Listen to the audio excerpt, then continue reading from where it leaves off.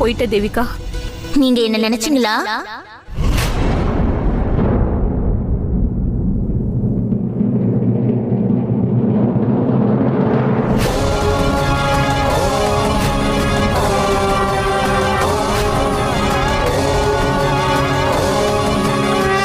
தேவிகா,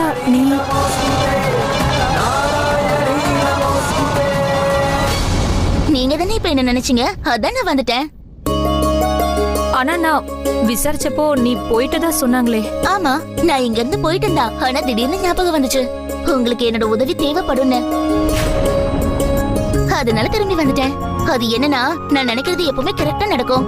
சரி சொல்லுங்க, நான் உங்களுக்கு என்ன உதவி செய்யணும்? எனக்கு உன்னோட உதவி தேவைங்கிறது உனக்கு எப்படி தெரிய வந்துச்சு? உங்களுக்கு இப்ப நேரம் ரொம்ப கம்மியா இருக்குல்ல? அப்போ இந்த தேவையில்லாத பேச்செல்லாம் விடுங்க. உங்க தேவையை பத்தி மட்டும் பேசுங்க. அது விஷயம் என்னன்னா, என் தங்கச்சி ரோகிணி, அவளோட உயிர் ஆபத்துல இருக்கு. அவளை காப்பாத்துறதுக்காக தான் நாங்க இங்க வந்தோம். இந்த கோயில்ல பல வருஷங்களா தவம் செய்யற அந்த பாபாவை நாங்க சந்திச்சோம். பல வருஷ தவத்துக்கு பலனா அவர்கிட்ட ஒரு சக்தி இருக்கு. அவரால் மட்டும்தான் என் தங்கச்சி ரோகிணியை மீட்டெடுக்க முடியும். ஆனா அப்படி செய்யணும்னா அவருக்கு என் தங்கச்சியோட சிலை வேணுமா? உன்னால சிலை செஞ்சு எங்களுக்கு உதவ முடியுமா? அவ்வளவுதானா? சிலைய தயார் பண்றதுதானே என்னோட வேலையே. கண்டிப்பா உங்களுக்கு கிடைக்கும். ஆனா இதுல இன்னொரு சிக்கலும் இருக்கு தேவிகா. இப்ப பொழுது சாய போகுது. இன்னைக்கு ஒரு ராத்திரி மட்டும்தான் நமக்கு நேரம் இருக்கு. நாளைக்கு காலையில சரியா 6 மணிக்கு பாபா பூஜையை ஆரம்பிச்சிடுவாரு. இதுக்கு தேவிகா சம்மதிப்பாளா இல்லையான்னு தெரியலையே.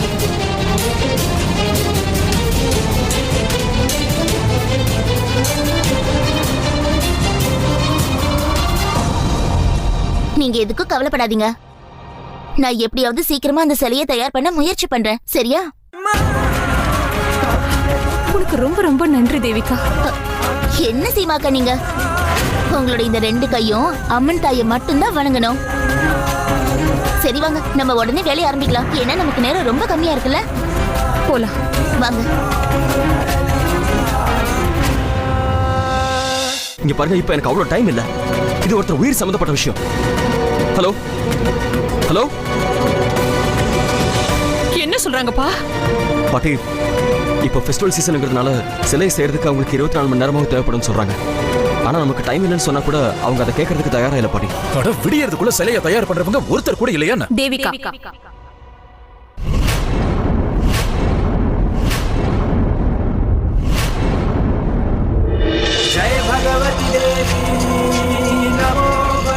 இவங்க